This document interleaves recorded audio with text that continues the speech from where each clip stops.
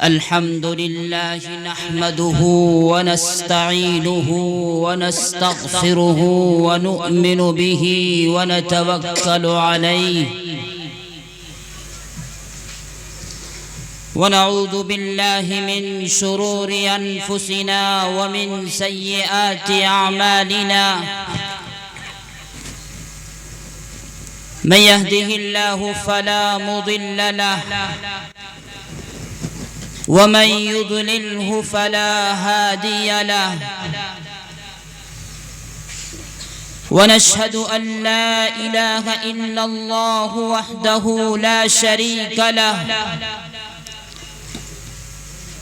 ونشهد أن سيدنا ومولانا محمدًا عبده ورسوله أما بعد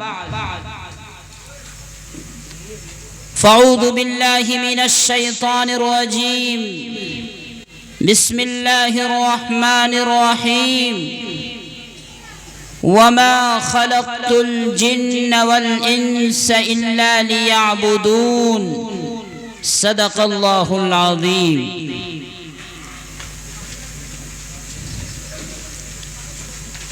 ہے کمال رتبہ مصطفیٰ بلغ العلا بکمالہ ہے کمال رتبہ مصطفیٰ بلغ العلا بکمالہ یہ اثر ہے ان کے جمال کا کشف الدجا بجمالہ ہے کمال رتبہ مصطفیٰ بلغ العلا بکمالہ یہ اثر ہے ان کے جمال کا کشف الدجا بجمالہ کسی ایک ادا کی تو بات کیا حسنت جمیع خصالہ کسی ایک ادا کی تو بات کیا حسنت جمیع خصالہ او خدا کا جس نے پتا دیا صلو علیہ وآلہ درود شریف پڑھ لیجئے اللہم صلی علی محمد النبی الامی وعلی آلہ وسلم تسلیما میرے محترم بزرگ اور دوستو اس کھڑگپور کے زمین پر آپ حضرات کے بیچ بارہا آنا ہوا کئی موقع پر آپ حضرات کے بیچ کچھ کہنے اور سننے کا موقع ملا آج بھی اسی غرض سے آیا ہوں دعا فرمائے کہ اللہ تبارک و تعالی ہمارے اور آپ کے مل بیٹھنے کو اللہ اور اس کے رسول کی بات سننے کو قبول فرماوے آمین اور اس پر ہمیں عمل کرنے کی اللہ تبارک و تعالی توفیق عطا کرے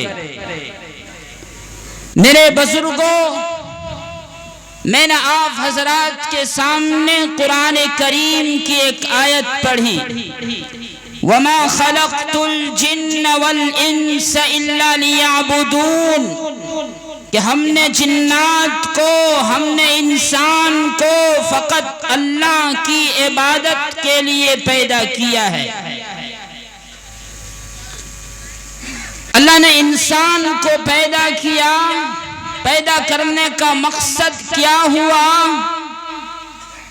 پیدائش کا مقصد کیا کیوں ہمیں اللہ نے دنیا میں بھیجا ان ساری چیزوں کا نچوڑ یہ ہے کہ اللہ نے ہمیں خالص دنیا میں عبادت کے لیے پیدا کیا ہے یہ الگ بات ہے کہ انسان کی منزلیں بدلتی رہتی ہے قرآن کریم کی دوسری آیت ہے وَإِذْ أَخَذَ رَبُّكَ مِن بَنِي آدَمَ مِن ظُهُورِهِمْ ظهورهم ذريتهم وأشهدهم على أنفسهم ألست بربكم قالوا بلى شهدنا أن تقولوا يوم القيامة إنا كنا عن هذا غافلين۔ اسی آیت کے ضمن میں ایک بات آپ کے بیچ عرض کر دینا مناسب سمجھتا ہوں کہ لوگوں، اللہ تعالیٰ نے دنیا میں جو بھیجا ہے اس کا مقصد صرف یہ ہے کہ اللہ کی ہم عبادت کرنے والے بن جائیں۔ انسان کی جگہ بدلتی رہتی ہے۔ اللہ نے سب سے پہلے انسان کو پیدا کیا عالم ارواح میں۔ عالم ارواح میں تمام انسان کو اللہ نے پیدا کیا، یعنی جب سے یہ دنیا آباد ہے اس وقت سے لے کر قیامت تک جتنے بھی انسان آئیں گے اللہ تعالیٰ نے اسی عالم ارواح میں سب کو پیدا کر کے فرمایا اور ایک عہد لیا، الست بربکم، کیا میں تمہارا رب نہیں ہوں؟ بنی آدم سے عہد لیا، آدم علیہ السلام کی تمام اولاد سے شپث لیا، عہد لیا کہ میں تمہارا رب نہیں ہوں۔ اس میں آقا مدنی صلی اللہ علیہ وسلم نے فرمایا یقیناً آپ میرا رب ہے اور آپ ہی میرا مالک ہے، آپ ہی عبادت کے لائق ہے۔ ان چیزوں کا عہد لینے کے بعد اللہ تعالیٰ نے کہا کہ تمہیں اب یہاں سے دوسری جگہ منتقل کیا جائے گا، عالم ارواح سے دوسری دنیا میں تمہیں بھیجا جائے گا۔ عالم ارواح کے بعد اللہ تعالیٰ نے انسان کو عالم رحم میں بھیجا، ماں کی پیٹ میں بھیجا۔ وہ دنیا بھی ایک الگ دنیا ہے۔ عالم رحم میں اللہ نے انسان کو 9 مہینہ تقریباً کم و بیش رکھا۔ 9 مہینے کے بعد انسان کو بھیجا گیا عالم دنیا میں، جہاں پر ہم اور آپ اس وقت بیٹھے ہوئے ہیں اور دین کے تعلق سے، دین کی نسبت سے ہم اور آپ سن رہے ہیں اس چیز کو۔ تو اللہ تعالیٰ نے سب سے پہلے کہاں پیدا کیا تمام انسان کو؟ عالم ارواح میں۔ عالم ارواح کے بعد عالم رحم میں، عالم رحم کے بعد عالم دنیا میں۔ اب یہاں سے انسان کو کہاں منتقل کیا جائے گا؟ عالم قبر، جس کو عالم برزخ کہا جاتا ہے۔ اس عالم برزخ کی طرف تمام انسان کو منتقل کیا جائے گا۔ عالم قبر یعنی عالم برزخ۔ اب یہاں پر کوئی اشکال یہ پیدا نہ کرے کہ ہم کو تو جلا دیا گیا تھا دنیا میں، تو ہم قبر میں کہاں گئے؟ ہم تو سمندر میں ڈوب کر کے مر گئے تھے، ہمیں قبر والی زندگی نصیب نہیں ہوئی۔ تو قبر سے مراد عالم برزخ والی زندگی کہ اللہ تعالیٰ نے دنیا میں تمام انسان کو پیدا کرنے کے بعد یکے بعد دیگرے اپنے اپنے وقت پر پھر اسے عالم برزخ میں منتقل کیا جائے گا۔ عالم برزخ کے بعد اور 2 دنیا ہے، اور 2 عالم ہے، 2 زندگی ہے، جسے عالم محشر کہا جاتا ہے۔ حساب و کتاب کا عالم، روز جزا کا دن، روز قیامت، وہاں پر تمام انسانوں کو اللہ تبارک و تعالی پھر جمع کریں گے اور کہیں گے میں نے تم سے عالم سے عہد لیا تھا کہ تم دنیا میں جا کر کے بہتر عمل کرو گے، اگر تم نے بہتر عمل کیا دنیا میں تو آج کے بعد سے تمہارا ٹھکانہ بہتر ہوگا، اور اگر تم نے دنیا میں بہتر عمل نہیں کیا، اللہ اور رسول کو نہیں مانا، تم نے دیگر خرافات میں اپنے آپ کو ہلاک و برباد کر دیا، اپنی زندگی کو تہس نہس کر دیا، اللہ کے حکم کو نہیں مانا، اسی عالم محشر کے اندر حساب و کتاب لیا جائے گا۔ اب وہاں کے بعد ایک اور زندگی ہے جسے عالم جنت یا عالم جہنم کہا جاتا ہے۔ وہ زندگی ہمیشہ ہمیشہ والی زندگی ہے۔ کوئی انسان یہ سمجھے کہ ہم ختم ہو جائیں گے، ہلاک و برباد ہو جائیں گے، ہمارا حساب و کتاب نہیں ہوگا، یہ سوچ اور یہ فکر غلط ہے۔ خالدین فیہا ابدا، قرآن کریم نے کہا کہ وہ ہمیشہ ہمیشہ والی زندگی ہے۔ قبر والی زندگی کے بعد عالم محشر، عالم محشر کے بعد عالم جنت یا عالم جہنم۔ جس نے اللہ کو مانا، اللہ کے رسول کو مانا، ان کے تعلق سے فرما دیا جائے گا چلے جاؤ جنت کے اندر، وہ ہمیشہ ہمیشہ والی زندگی ہے، وہاں پر کوئی موت نہیں، وہاں پر کوئی بڑھاپا نہیں۔ تو پتہ چلا کتنی دنیا ہے انسان کی۔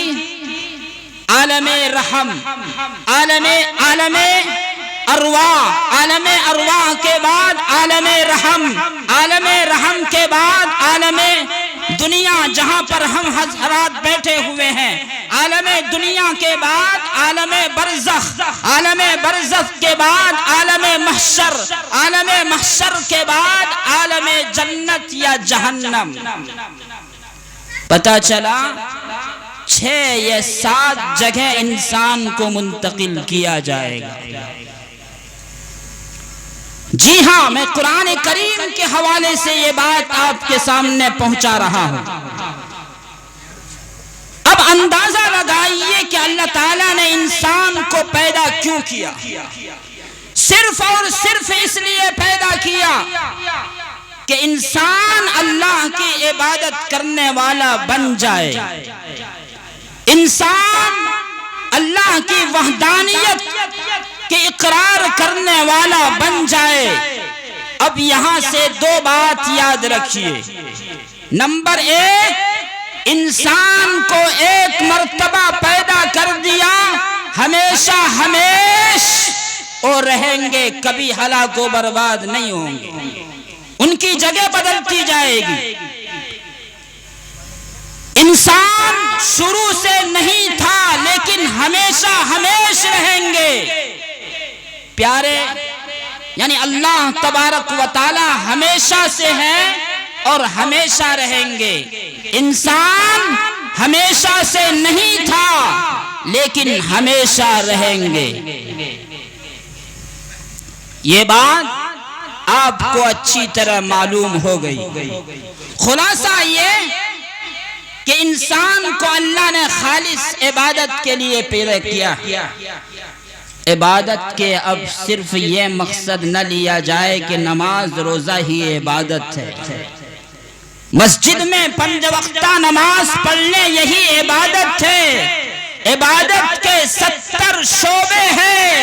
اے کھڑگپور کے نوجوانوں، اگر راستے سے تکلیف دہ چیز کو ہٹا دو گے تو یہ بھی عبادت کا ایک اہم درجہ ہے۔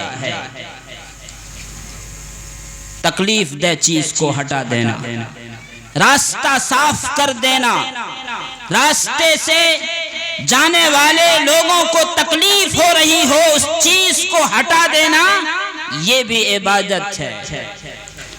ماں باپ کے ساتھ بہتر سلوک کرنا، یہ بھی عبادت کا ایک اہم حصہ ہے۔ نوجوانوں، اپنی عمر کو اللہ کی وحدانیت میں اللہ کے رسول صلی اللہ علیہ وسلم کے بتائے ہوئے طریقے پر گزار دو، یہی عبادت ہے، یہی عبادت ہے۔ اس لیے یہ بات ذہن میں رکھے، ہمیں اللہ نے انسان پیدا کیا ہے، ہمیں اللہ نے مومن بنایا ہے، ہمیں اللہ نے اسلام کی دولت سے مالا مال فرمایا ہے، جس اسلام کے تعلق سے اللہ تعالیٰ نے قرآن کریم میں فرما دیا ان الدین عند اللہ الاسلام، کہ اگر کوئی دین، کوئی مذہب ہے اللہ کے نزدیک پسندیدہ تو مذہب اسلام ہے، مذہب اسلام ہے، ہم اس کے پیروکار ہیں، ہمیں اللہ نے ایمان کی دولت سے مالا مال فرما دیا۔ اب اگر اسلام کے علاوہ، مذہب اسلام کے علاوہ کوئی دوسرا دین اختیار کرے، دوسرے کے مذہب کو اختیار کرے، اللہ تبارک و تعالیٰ اسے قبول نہیں کرتے۔ وَمَن يَبْتَغِ غَيْرَ الْإِسْلَامِ دِينًا فَلَن يُقْبَلَ مِنْهُ وَهُوَ فِي الْآخِرَةِ مِنَ الْخَاسِرِينَ۔ یاد رکھو، اللہ تبارک و تعالیٰ ہرگز اس مذہب کو قبول نہیں کرے جو اسلام کے علاوہ کسی دوسری چیز کو اختیار کرتے ہیں۔ انسان کا تعلق خدا سے رہنی چاہیے، بندوں کا تعلق خدا سے رہنی چاہیے، اور یاد رکھیے اس کی میں ایک مثال پیش کر دینا مناسب سمجھتا ہوں۔ ایک مچھلی کو مارنے کے لیے میزائل داغنے کی ضرورت نہیں پڑتی، ایک مچھلی کو مارنے کے لیے اسے گولی چلانے کی ضرورت نہیں پڑتی، میزائل برپا کرنے کی ضرورت نہیں پڑتی۔ اس کا آسان سا طریقہ یہ ہے کہ اس مچھلی کا تعلق پانی سے ختم کر دیا جائے، مچھلی کا تعلق پانی سے ختم کر دیا جائے، پانی سے اٹھا کر اسے خشکی میں ڈال دیا جائے، وہ مچھلی خود ہی تڑپ تڑپ کر جان دے دے گی۔ اسی طرح جو قوم اپنے خالق و مالک سے رشتہ ختم کر کے، جو قوم اپنے خالق و مالک سے رشتہ توڑ کر کے خدا فراموشی اور خود فراموشی میں مبتلا ہو جائے، اسے مارنے کی ضرورت نہیں پڑتی، وہ خود بخود مرتی چلی جاتی ہے، وہ خود بخود مرتی چلی جاتی ہے۔ حضرت عمر رضی اللہ تعالیٰ عنہ اپنے دور کے بادشاہ تھے، ان کا سفر بیت المقدس کی طرف تھا۔ لوگوں نے کہا کہ حضرت وہ عیسائیوں کا وہاں پر دورہ ہے، ان کا غلبہ ہے، آپ اپنے لباس کو تبدیل کر لیجئے، لباس کو بدل لیجئے۔ حضرت عمر رضی اللہ تعالیٰ عنہ کے لباس میں، ان کے کرتے میں، ان کے کپڑے میں بارے پیوند لگے ہوئے تھے۔ حضرت ابن وقاص رضی اللہ تعالیٰ عنہ نے عرض کیا، حضرت عیسائیوں کے پاس جائیں گے، آپ وقت کے بادشاہ ہیں، اپنے کپڑے کو بدل لیجئے تاکہ عیسائی دانشور گھٹیا نہ سمجھے۔ اتنا سننا تھا کہ حضرت عمر فاروق کے تیور بدل گئے، اور بدلا ہی نہیں، نہ جانے کتنوں کی دل کی دنیا بدل ڈالے۔ زمان فاروقی نے وہ جملہ ادا کیا جسے سن کر ہم سب کو سدھرنے کے لیے کافی ہے۔ حضرت عمر نے وہ جملہ کیا کہا تھا، اِنَّا كُنَّا أَذَلَّ قَوْمٍ فَعَزَّنَا اللَّهُ بِالْإِسْلَامِ فَمَهْمَا نَطْلُبُ نطلب العز بغیر ما أذن اللہ لأذلنا اللہ. ہم ذلیل ترین قوم تھے، ہم ذلیل ترین قوم تھے. اللہ تبارک و تعالی نے اسلام کی دولت سے ہمیں اونچائی پر لے گیا، ہمیں بڑا مقام عطا کیا.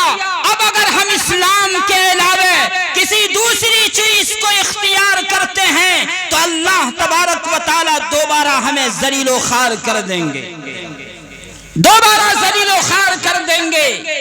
اے کھڑگپور کے نوجوانوں، یاد رکھو اس پروگرام کا مقصد یہ نہیں کہ ہم دین سے ہٹ کر کے زندگی گزارنے والے بن جائیں، ہم شریعت کو چھوڑ کر کے منماہی زندگی گزارنے والے بن جائیں، اسلام کو چھوڑ کر کے غیروں کے راستے کو اختیار کرنے والے بن جائیں.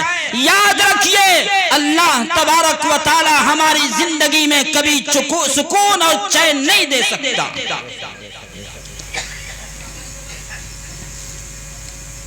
دل بدل سکتے ہیں، جذبات بدل سکتے ہیں، دل بدل سکتے ہیں، جذبات بدل سکتے ہیں، دور حاضر کے دن رات بدل سکتے ہیں، ملک کے فکر و خیالات بدل سکتے ہیں.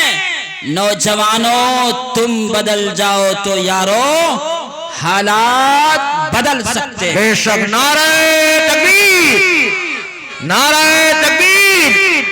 نوجوانوں تم بدل جاؤ تو یارو حالات بدل سکتے ہیں.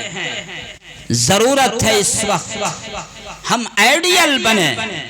ہمیں اللہ نے ایمان کی دولت سے مالا مال فرمایا ہے، ہمیں اللہ نے قرآن کی دولت سے مالا مال فرمایا ہے. یہ قرآن دنیا کی سب سے بڑی بابرکت کتاب ہے. اس کتاب کو اپنا آئیڈیل بنا لو.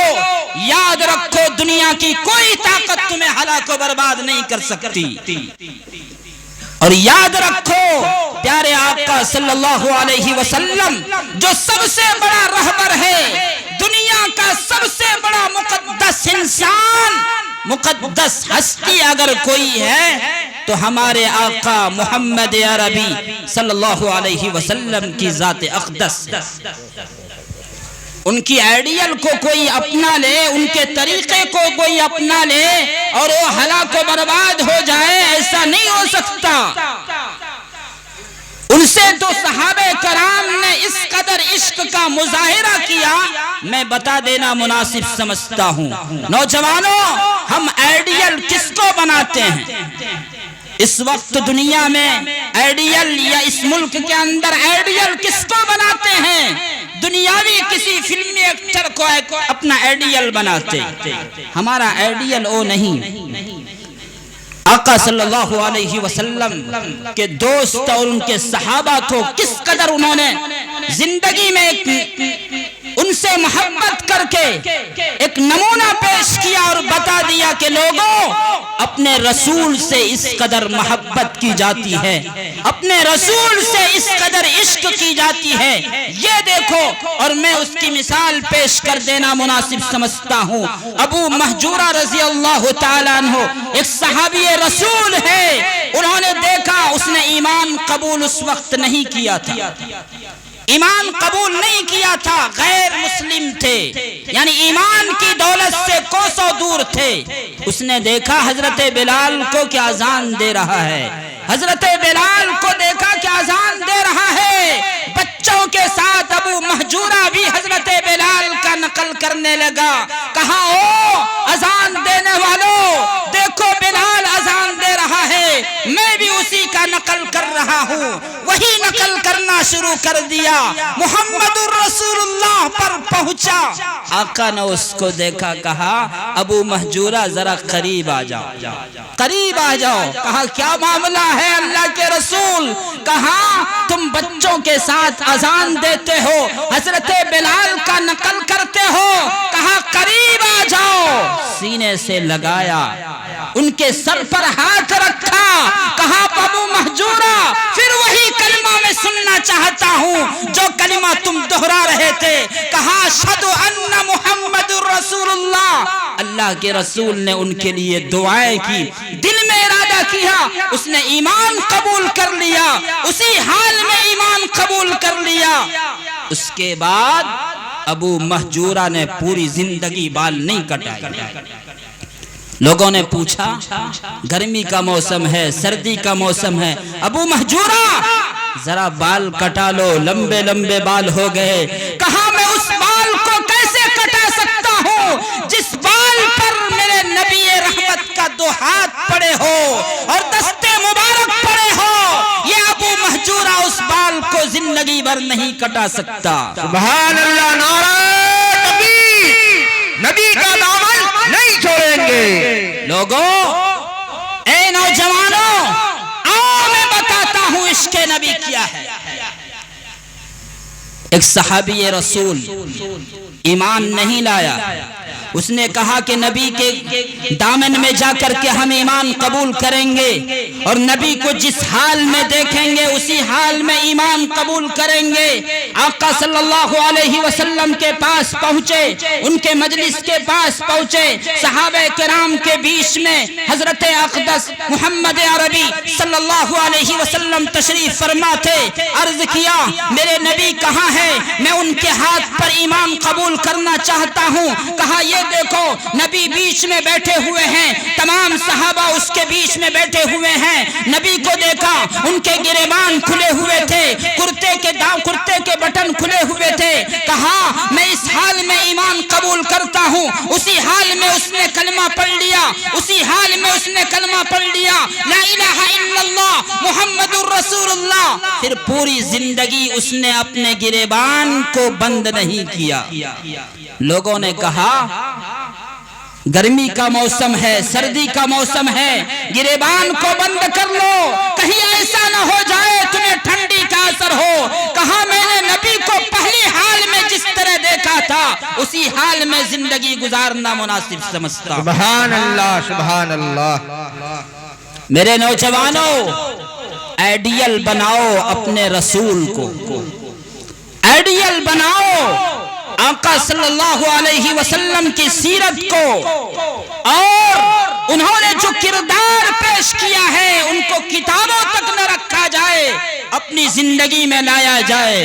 نبی صلی اللہ علیہ وسلم نے اخیر عمر میں جاتے جاتے کہا رب ہب لی امتی, رب ہب لی امتی. اپنے نبی کے اپنی امت کے لیے آخر میں دعائیں دیتے چلے گئے, لیکن ہم نبی کی امت کس قدر زندگی گزار رہے ہیں, کہاں نبی سے کوسوں دور زندگی گزار رہے ہیں. نوجوانوں, اس چیز پر غور کرو اور ذرا سوچو ہم کہاں تک زندگی گزار رہے ہیں. لوگ مجھ سے خفا ہے, اسلام قوم سے خفا ہے, نوجوانوں سے خفا ہے کہ یہ مسلم نوجوان ان کا عمل کو اگر شیطان دیکھے تو وہ بھی شرما جائے, وہ بھی شرما جائے. رات رات بھر اپنا موبائل میں وقت گزار دیتے ہیں. او میرے نبی کے شہدائیوں, او میرے نوجوانوں, صحابہ کی ایک ایک سیرت پڑھ لو. نبی صلی اللہ علیہ وسلم کی انہوں نے اس طریقے کو اپنایا, رات رات بھر نماز میں گزار دی, رات رات بھر قرآن پڑھ کر کے گزار دی. ہم ہیں, تم ہو کہ رات رات بھر موبائل دیکھنے میں وقت گزار دیا. موبائل میں ہم کیا چیز دیکھتے ہیں, کیا چیز سنتے ہیں, فرشتے بھی لعنت کرتے ہوں گے. او میرے نبی کے شہدائی, میرے نبی کے نام لینے والوں, تم کہاں چلے گئے, کیا تجھ پر اللہ رحم کریں گے. نوجوانوں, رونا آتا ہے دیکھ کر اس مسلم قوم پر, افسوس آتا ہے اس نوجوانوں کو دیکھ کر کہ آج ہمارے نوجوان کہاں چلے گئے, آج ہمارے نوجوان کہاں چلے گئے. یاد رکھو نوجوانوں, تمہارے متعلق ایک شعر ہے, گر نوجوانوں سنبھل جاؤ تم تو رنگ عالم یقیناً بدل جائے گا. بے شک بہت ہو گئے. گر نوجوانوں سنبھل جاؤ تم تو رنگ عالم یقیناً بدل جائے گا۔ تم ہو غلام نبی، تم ہو غلام نبی، تم ہو بندے خدا، لشکر شیاطین تم سے دہل جائے گا۔ بے شک بے شک، لشکر شیاطین تم سے دہل جائے گا۔ اس لیے لوگوں، نوجوانوں، آؤ نبی کی سیرت کو اپناؤ، نبی کی کردار کو اپناؤ۔ میں دنیا کی مثال پیش کر دینا مناسب سمجھتا ہوں۔ ایک انگریز نوجوان جو اسلام کا پکا دشمن تھا، اس نے سوچا کہ اسلام کو آتنکواد سے کیسے جوڑ دیا جائے، دہشت گرد سے کیسے جوڑ دیا جائے۔ اس نے تقریباً 6 مہینہ کتابوں کا مطالعہ کیا، اسلامی کتابوں کا مطالعہ کیا۔ 6 مہینہ کتاب مطالعہ کرنے کے بعد کہا، لوگوں کے سامنے کھڑے ہو کر کہا، یہ وہ کتاب ہے، میں 6 مہینہ سے اس کو پڑھ رہا ہوں، لیکن کوئی ایسی تعلیم اس کے اندر نہیں، کوئی ایسی بات اس کے اندر نہیں جو نبی پر، نبی کے تعلیمات پر یا اسلام پر کوئی انگلی اٹھایا جائے۔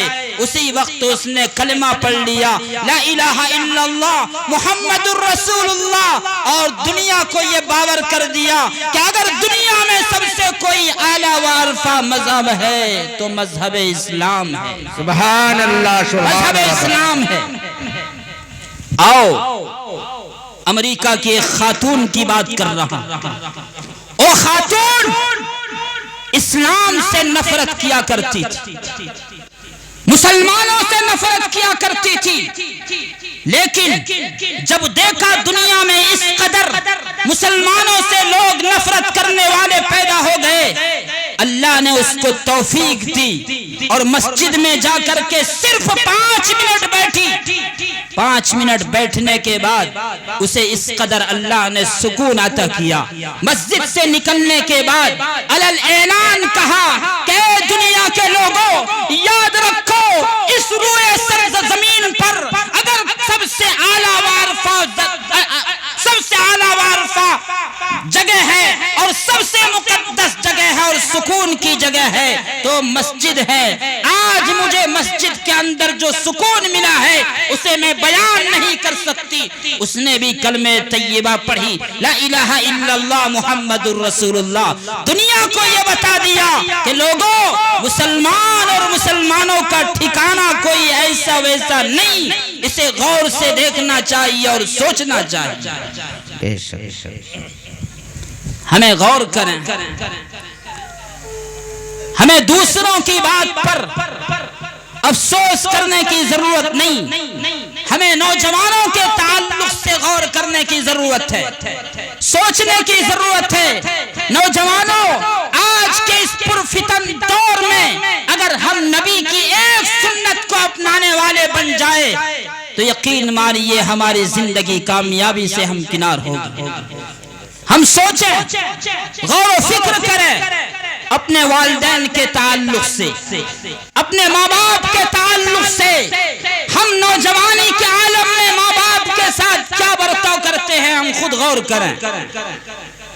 ہم اپنے گریبان میں جھانک کر دیکھیں، او والدین جس کے تعلق سے اللہ تعالیٰ نے قرآن کریم کے اندر جگہ جگہ ارشاد فرمایا گیا، والدین کے ساتھ بہتر سلوک کرو، احسان کا معاملہ کرو، اچھائی کا برتاؤ کرو، لیکن ہم نوجوان اس پر عمل نہیں کرتے۔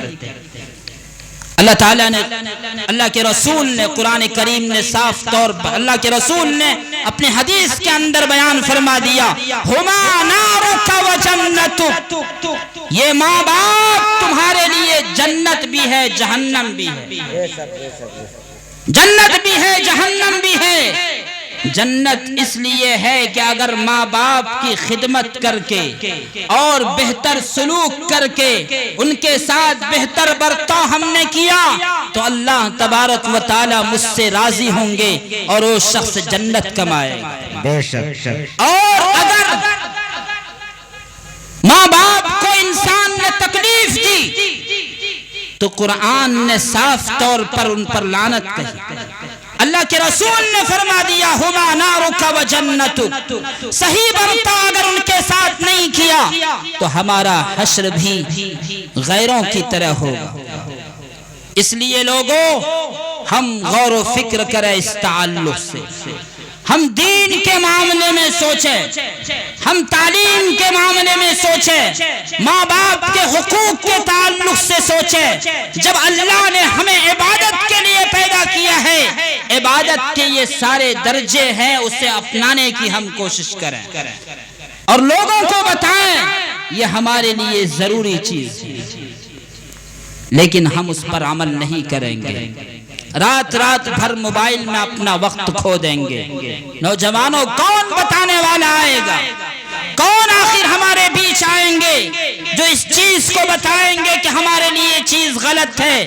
اور یقین مانو نوجوانوں، میں آپ سے خطاب کرتے ہوئے کہتا ہوں، اگر خدا کے واسطے تم نے اس طرح زندگی گزاری تو تمہاری آنے والی نسلیں ایسی ہوگی، تم خون کا آنسو روگے، تمہیں کوئی پوچھنے والا نہیں ہوگا۔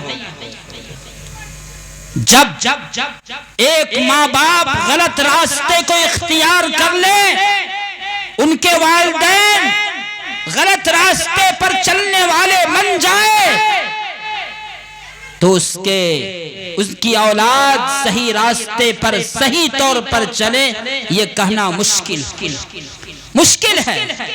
ہم نے کئی نوجوانوں کو دیکھا، ہم نے کئی باپ کو دیکھا کہ باپ ایک طرف ایک چوک پر پڑیا اٹھا کر کے پھاڑ کر کے کھانا شروع کرتا ہے تو بیٹا بھی دوسری جگہ سگریٹ کا دھواں اڑاتا ہے، دوسرے چوک پر سگریٹ کا دھواں اڑاتا ہے، ہم نے دیکھا۔ اور یہ معاملہ کسی اور سماج کی بات نہیں کر رہا ہوں، اپنے مسلم سماج کی بات کر رہا ہوں۔ اس لیے لوگوں، نوجوانوں، یاد رکھو، اگر ہم نے صحیح طور پر ان چیزوں کو نہیں چھوڑا اور ہم نے نڈے بازی کو نہیں چھوڑا، ہم نے نشاور چیز کو اختیار کرتے ہوئے اور اس سے بچتے ہوئے اپنے آپ کو نہیں بچایا، تو آنے والے دور میں ہمیں کوئی راہ راست پر نہیں لا سکتے، کیونکہ ماں باپ اولاد کے حق میں یا اولاد ماں باپ کے حق میں ایک آئینہ کے مانند ہے، ایک آئینہ کے مانند ہے۔ چہرے پر داغ پڑیں گے، آئینہ کے اندر خود بخود دکھائی دے گی۔ ماں باپ کے اندر اگر کمی ہو تو اولاد کے اندر فطری طور پر وہ چیزیں کمی ہوگی۔ نہیں دیکھا معاملہ؟ آئیے میں بتاتا ہوں ایک واقعہ، اپنے اسی سرزمین کا ہے، اسی ملک کی بات کر رہا ہوں اور ایک جگہ کی بات کر رہا ہوں۔ ایک باپ اور ان کی اولاد ان کے تعلق سے ہمیشہ پریشان رہا کرتے تھے۔ اس نے باپ کو اس قدر ایک دن مارا کہ مارتے مارتے گاؤں سے محلے سے باہر کر دیا۔ لوگوں نے پوچھا اور کہا کیا معاملہ ہے، باپ کو یہاں تک مار کر کے کیوں لائے؟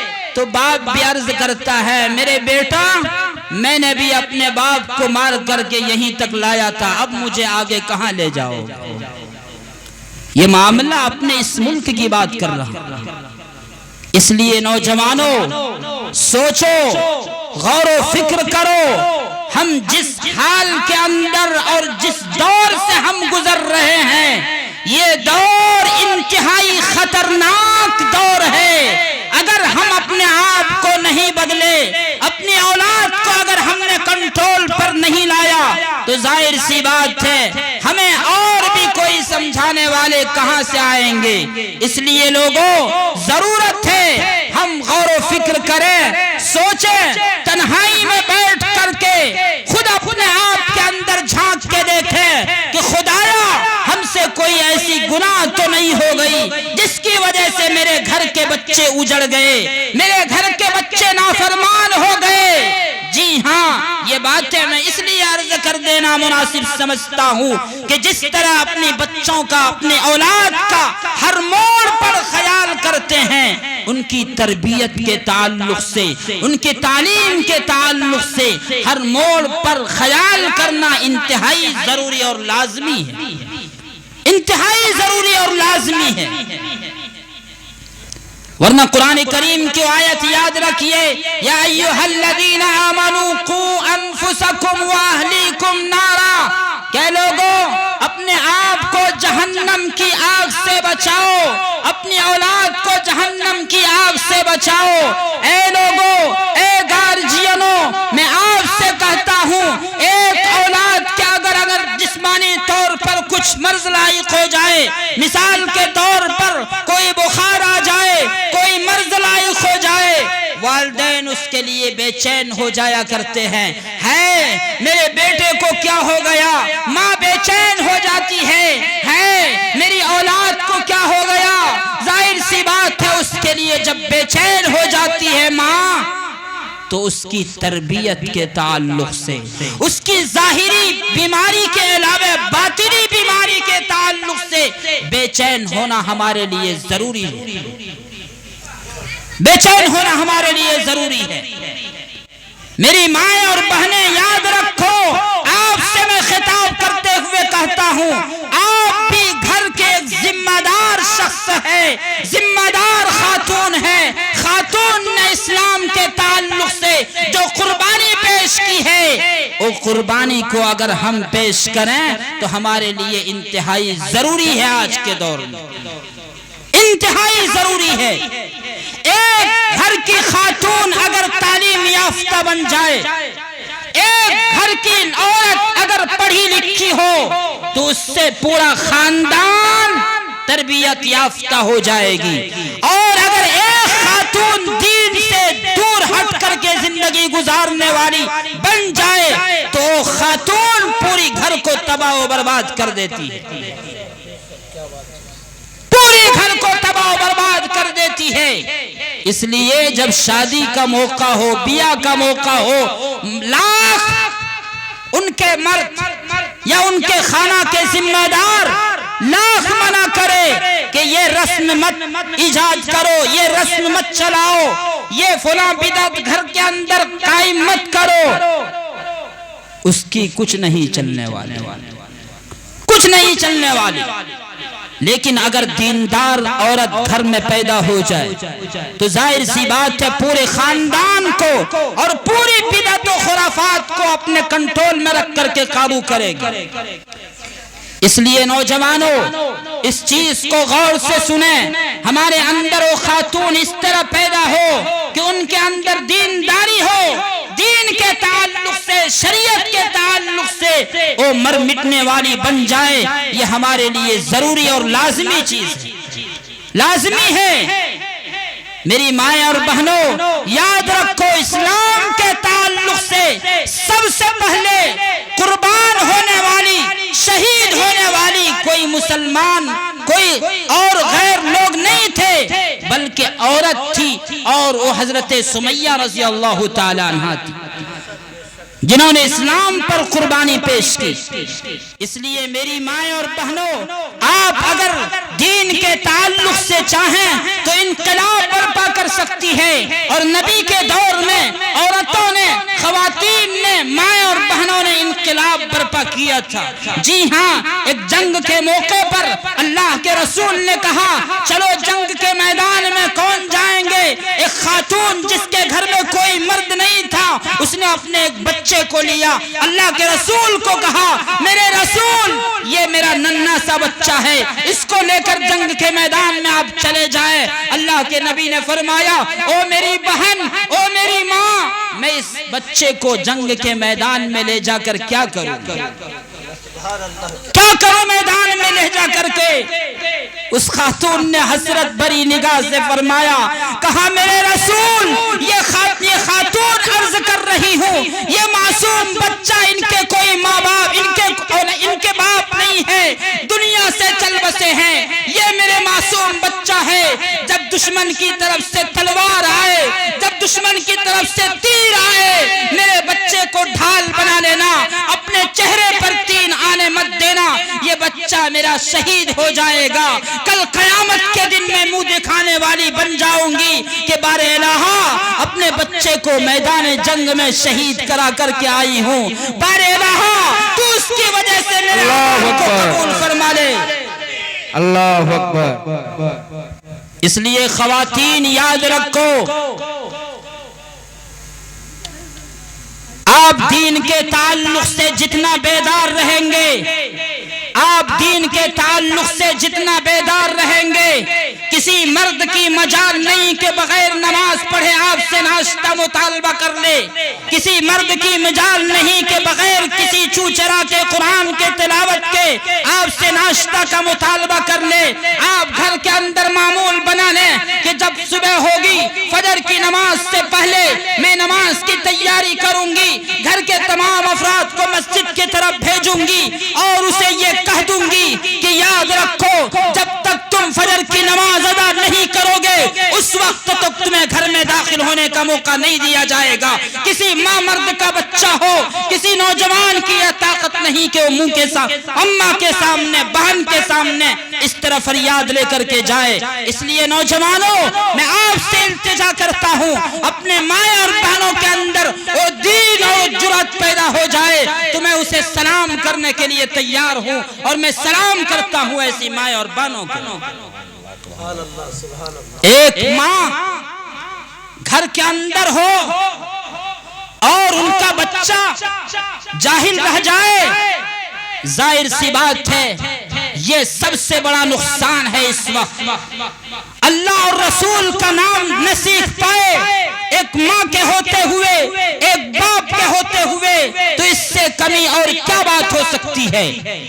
اس لیے لوگوں یاد رکھو، ماں جس طرح کردار ادا کرتی ہے تعلیم کے تعلق سے، مثال کے طور پر بچوں کو سونے کی تاکید کہ بچوں جلدی سو جاؤ صبح اسکول جانا ہے، ہوتا ہے نا بھائی، مائیں اس طرح تاکید کرتی ہیں نا، گھر کے نوجوان تاکید کرتے ہیں نا، ماں باپ تاکید کرتے ہیں نا کہ بچوں جلدی سو جاؤ صبح اسکول جانا ہے۔ جس دن یہ جملہ کہنا شروع کر دے کہ بچوں جلدی سو جاؤ صبح فجر کا نماز بھی ادا کرنا ہے، سبحان اللہ سبحان اللہ، بتائیے اس گھر کا ماحول کس قدر بنے گا، کس قدر اس گھر کا ماحول بنے گا۔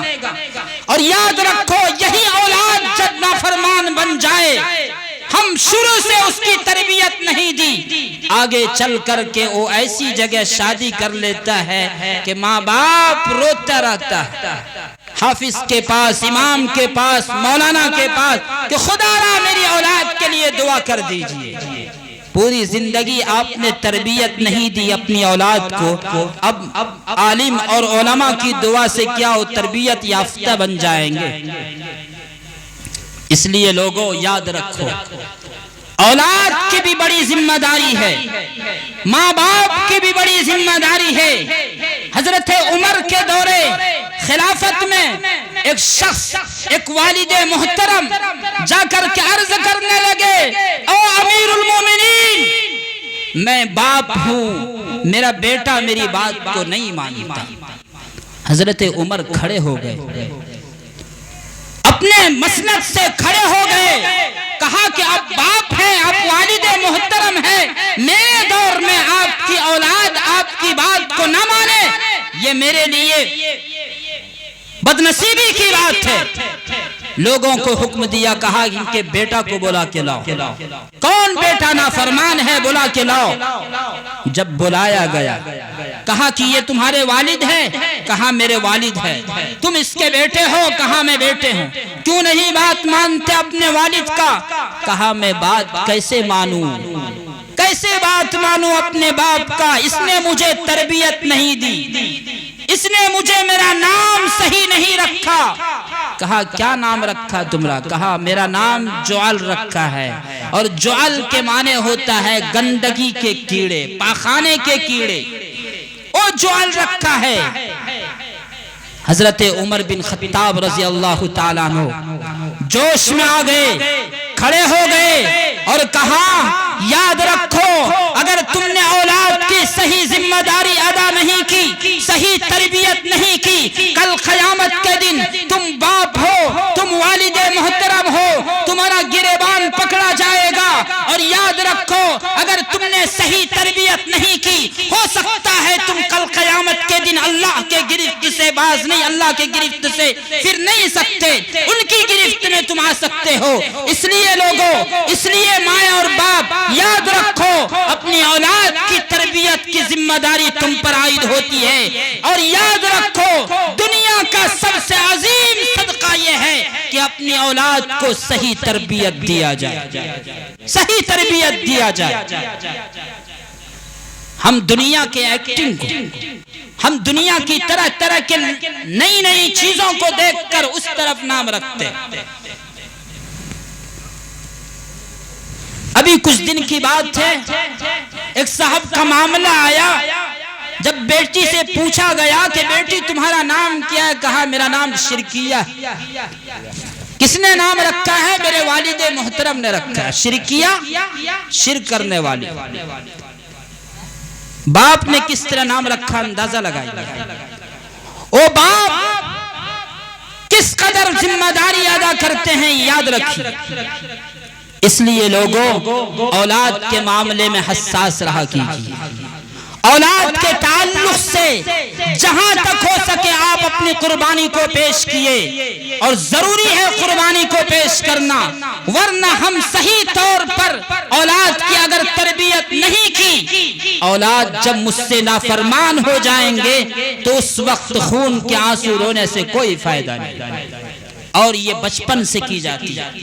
میں اپنے ہاں کا ایک واقعہ بتاتا، ایک چھوٹا سا بچہ 7 سال کی عمر کو نہیں پہنچا، اس وقت سے ان کے ماں باپ نے نماز کی تاکید کی، نماز کی تاکید کی۔ باپ یعنی والد محترم خود مسجد تک جاتے ہیں، اپنے ان دونوں بچوں کو مسجد تک لے جاتے ہیں، اور یہ سلسلہ آج تک جاری ہے۔ بیٹا نوجوان ہو گیا، ایک دن کا معاملہ ہے کہ ان کے والد محترم کہیں سفر میں چلے گئے۔ اب فجر کی نماز میں لے جانے والا کون ہے؟ ظاہر سی بات ہے بچہ ہے، ڈر جائے گا، کوئی لے جانے والا نہیں۔ اس کی ماں تیار ہوئی اور کہا بیٹا چلو مسجد کی طرف، جب تک تم نماز پڑھتے رہو گے میں مسجد کے گیٹ پر کھڑی رہوں گی۔ دیکھا کہ وہ خاتون مسجد کے گیٹ پر کھڑی رہی، بیٹا جب تک نماز پڑھ کر کے نہیں نکلا وہ عورت ہلی نہیں، اور صاف طور پر اپنے بیٹے کو گھر لے آئے۔ اللہ اکبر۔ اس لیے لوگوں تربیت یوں کی جاتی ہے، تربیت یوں کی جاتی ہے، اور نتیجہ یہی ہے کہ ہم نے جب تربیت نہیں کی ہماری بیٹیاں، ہماری بہنیں غیروں کے ہاتھ میں جا رہی ہیں۔ ارتداد کی ایک ہوا چل پڑی ہے، نہ جانے ان غیروں کے ہاتھ میں کیا رکھا ہے، ظاہری لالچ دے کر کے فلاں تنظیم کی طرف سے کہ ان کی بہنیں مسلمانوں کے خاتون یہاں پر آ جاؤ، نکاح بھی دیں گے، پیسے بھی دیں گے، لالچ بھی دیں گے، جائیداد بھی دیں گے، مال بھی دیں گے۔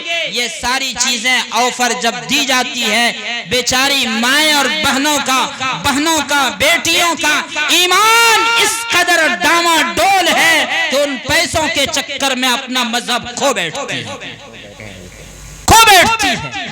یہ ایک شہر کی بات نہیں کر رہا، پورے ملک کی بات کر رہا ہوں۔ وہ نوجوان جنہوں نے اس چیز کو پلاننگ بنایا اور اس کو بہتر انداز میں ایک سازش بنایا، سازش رچا، وہ تمہارے طرح پیبزی نہیں کھیلتا، تمہارے طرح وقت ضائع نہیں کرتا۔ ان کا دن رات کا یہ مشن ہے کہ مسلمانوں کو کیسے گمراہ کیا جائے، مسلمانوں کو کیسے برباد کیا جائے، ان کی مائیں بہنوں کو، ان کی بیٹیوں کو کس قدر ان کے لا کر کے ان کے عزت و آبرو سے کھلواڑ کیا جائے۔ یہ تنظیم متحرک ہے اس وقت، یہ تنظیم اس ملک کے اندر اس وقت بہت متحرک ہے۔ آپ خود سمجھتے ہوں گے، اسے دہرانے اور بتانے کی ضرورت نہیں، لیکن جب ایمان ایک بچوں کے دل میں، جب ایمان ایک مائیں اور بیٹیوں کے دل میں بیٹھ جائے، دنیا کی کوئی طاقت اسے ختم نہیں کر سکتی۔ آئیے واقعہ بھی بتاتا ہوں۔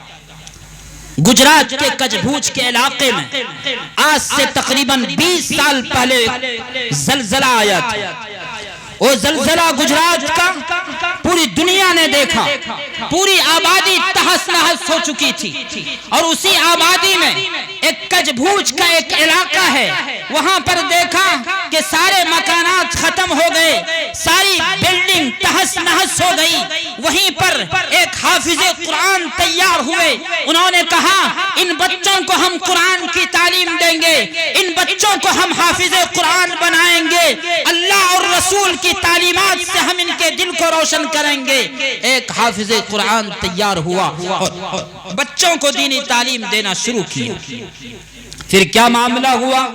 یاد رکھیے، جہاں پر اس طرح کی کام، جہاں پر اس طرح کے فساد ہوتے ہیں، زلزلے ہوتے ہیں، یا حادثہ کوئی اس طرح پیش آ جاتے ہیں، ایسے موقع پر تمام تنظیمیں اپنے اعتبار سے کام کرتی ہے، ریلیف کا کام کرتی ہے۔ کوئی تنظیم گھر بنانے کا کام کرتی ہے، کوئی کپڑے دینے کا، کوئی کچھ دینے کا، یعنی راحت پہنچانے کی کام کرتی ہے۔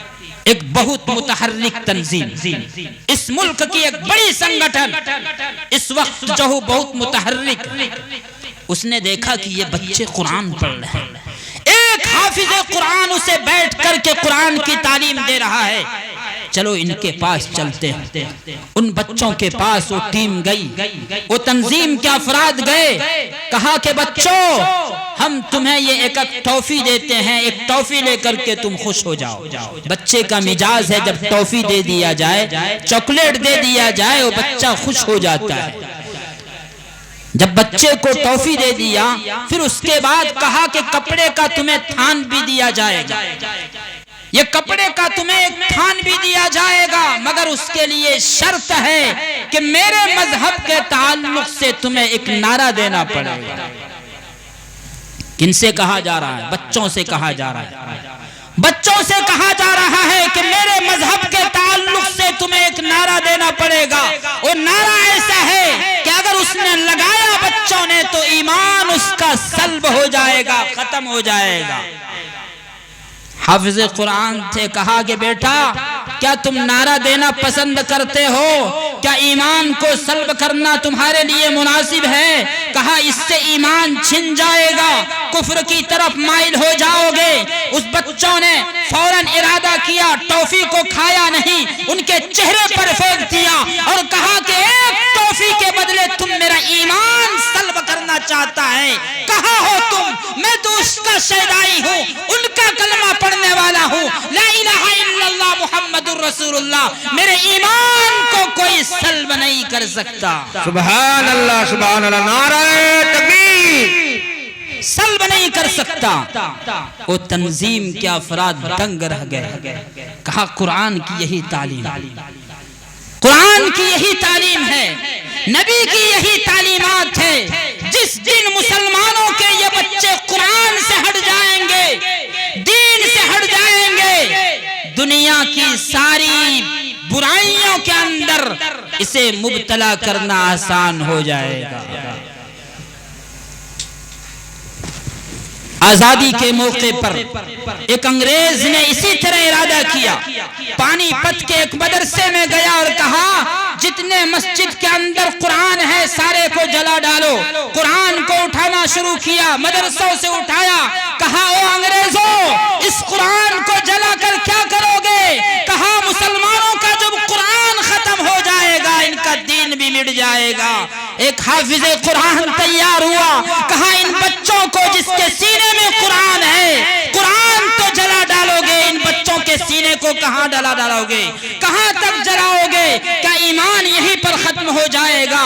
وہ انگریز بھی دنگ رہ گیا کہ مسلمانوں سے قرآن کو چھینا جا سکتا ہے مگر اس کے اسلام اور اس کے ایمان پر ڈاکہ نہیں ڈالا جا سکتا۔ اس لیے لوگوں، میری مائیں اور بہنوں، آپ یہ ارادہ کر کے جاؤ، نوجوانوں یہاں سے اٹھ کر کے جانا اور اٹھنے کے بعد یہ ارادہ کرنا کہ آئندہ کل سے ہم شریعت کے پابند ہو کر زندگی گزاریں گے، ہم قرآن سے لو لگا کر زندگی گزاریں گے، ہمارا رشتہ مسجد سے ہوگا، ہمارا رشتہ قرآن سے ہوگا، ہمارا رشتہ صاحب قرآن سے ہوگا۔ اس طرح اگر زندگی گزارو گے، دنیا تمہیں سلام کہے گی، دنیا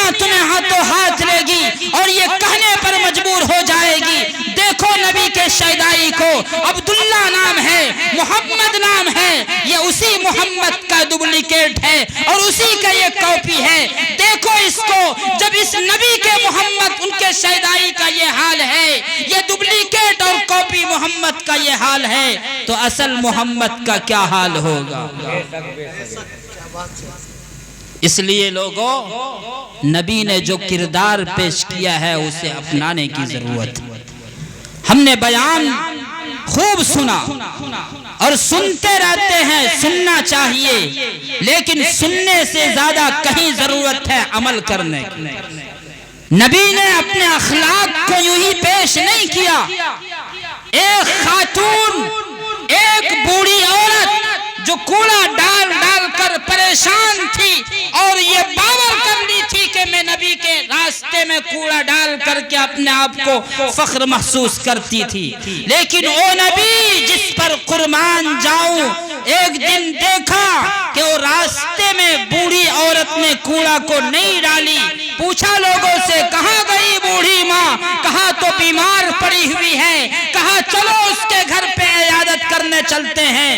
دیکھا بوڑھی ماں سوئی ہوئی ہے۔ پوچھا بوڑھی ماں کیا تمہیں دوائی کی ضرورت ہے؟ کہا نہیں بیٹا دوائی کی ضرورت نہیں۔ رونے لگی، چلانے لگی، کہا میں تو تیرا دشمن تھی، میں تو تیرے راستے میں کوڑے ڈالا کرتی تھی، لیکن اخلاق کے اس قدر اعلیٰ پیمانے پر تم پہنچو گے مجھے یقین نہیں تھا۔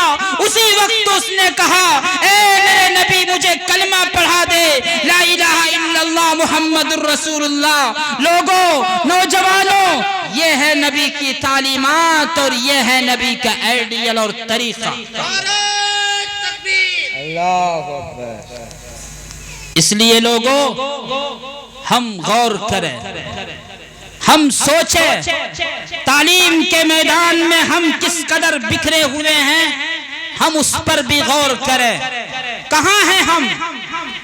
چاہے دین کے تعلق سے ہو یا اسی طرح دنیاوی تعلیم کے تعلق سے ہو، ہم کوسوں دور ہے، اس وقت کوسوں دور ہے۔ اس لیے ہر گارجین کی اس وقت ذمہ داری بنتی ہے، اپنے بچوں کے ایمان کو جس قدر بھی بنانا ہو مسجدوں سے جڑ کر کے بنائیں، مسجدوں میں جڑ کر کے بنائیں، اور کم از کم یہ ارادہ کر کے اٹھے کہ جب تک میرا بچہ قرآن نہیں سیکھ لے گا ہم اسے دنیا کی دیگر تعلیمات میں، دیگر کام میں اسے مشغول نہیں کریں گے۔ میری مائیں اور بہنیں آپ بھی ارادہ کریں کہ جب تک گھر کا ایک ایک فرد قرآن پڑھنے والا نہ بن جائے، دین سیکھنے والا نہ بن جائے، اس وقت تک میرے گھر کا کوئی بھی فرد دوسرا کام نہیں کرے گا۔ یہ ارادہ کر کے اٹھیں گے تو بڑا فائدہ ہوگا، لیکن یہ کریں گے نہیں۔ کیوں؟ بیچاری عورتیں جو ہوتی ہیں وہ تو انتہائی ناشکرہ ہوا کرتی ہیں۔ اللہ کے رسول نے فرمایا کہ کل دوزخ کے اندر عورتیں عام طور پر جہنم میں جلے گی۔ کیوں جلے گی؟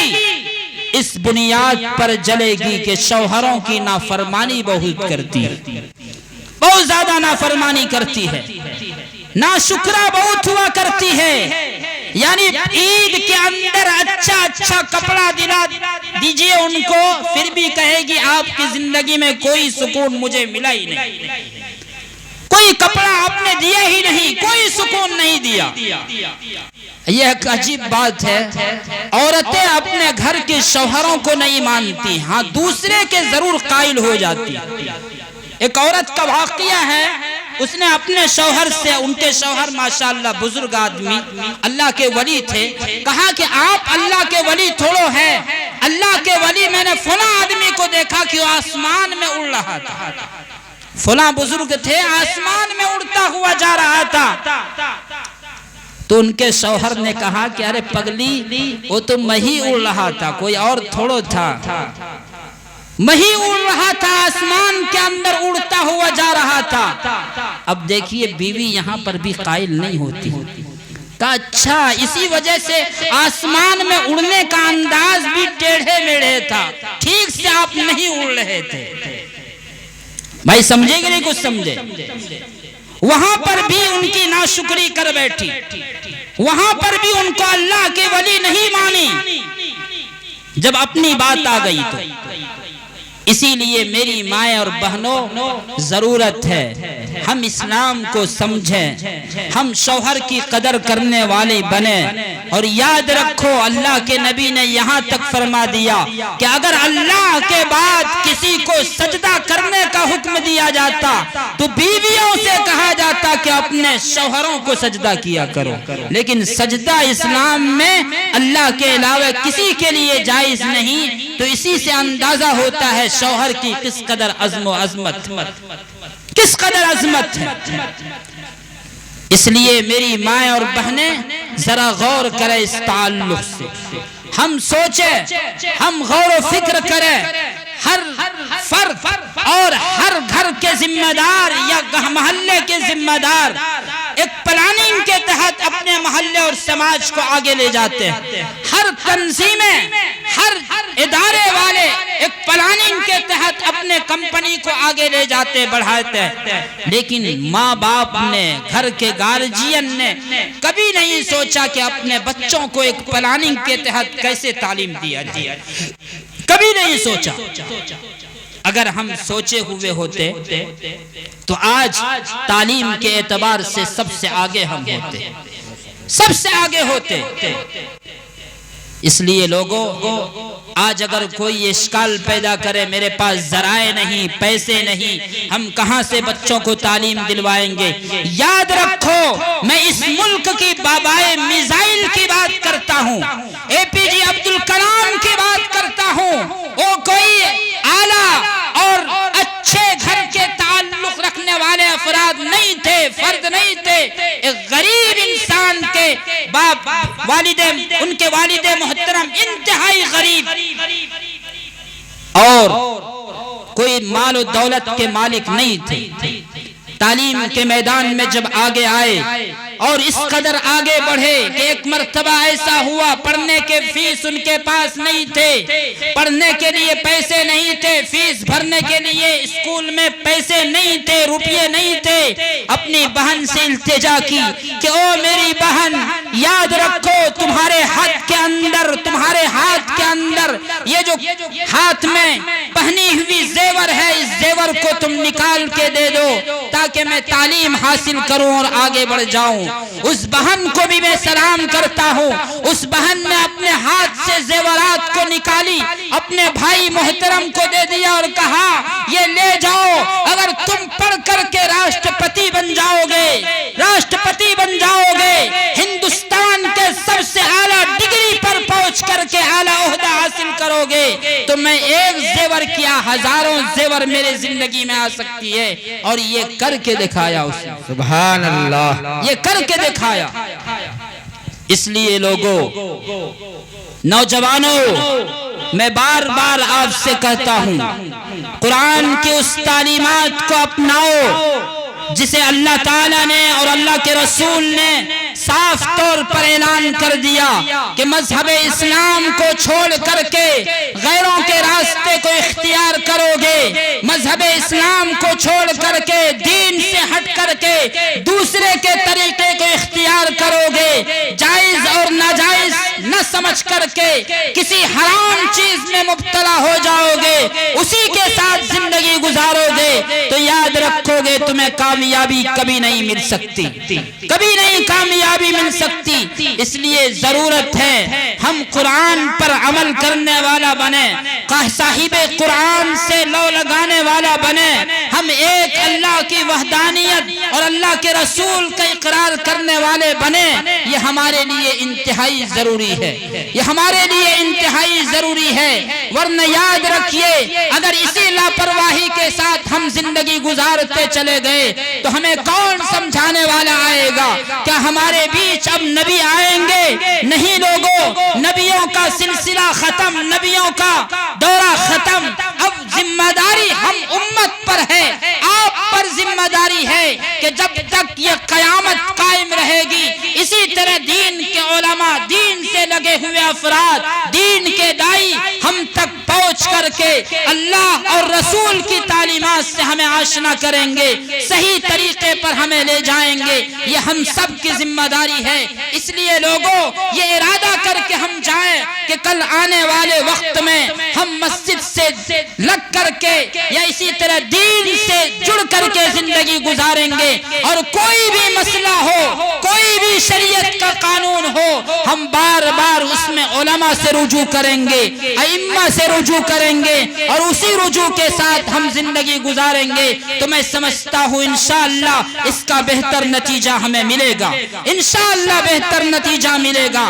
آج دیکھیے، خود اندازہ لگائیے، ابھی 2-4 دن کی بات ہے، کرناٹکا کی سرزمین پر ہماری بہنوں کے ساتھ کیا معاملہ ہوتا ہے، لیکن میں جرأت کر سلام کرتا ہوں ان کی جرأت پر، اور انہیں سلام کرتا ہوں، لاکھ بار میں سلام کرتا ہوں کہ ان کے اندر ایمانی قوت ہے کہ آج کے اس پرفتن دور میں بھی نقاب جیسے اسلامی شریعت کو اور اسلامی نفاذ کو اپنے سینے سے لگائے بیٹھی ہے، اور سر سے دوپٹہ کو ہٹنے نہیں دیا، صرف اس ناطے کہ کل قیامت کے دن ہم جب مر جائیں گے، فاطمہ الزہرا رضی اللہ تعالیٰ عنہ کو کیا دکھائیں گے؟ ہم اس نبی کے شیدائی ہیں۔ اس لیے لوگوں، اس لیے میری مائیں اور بہنوں، ذرا غور کرو، ہم نبی کی تعلیمات سے ہٹ کر زندگی گزاریں، ہمارے لیے زیب نہیں دیتا ہے، بالکل زیب نہیں دیتا ہے۔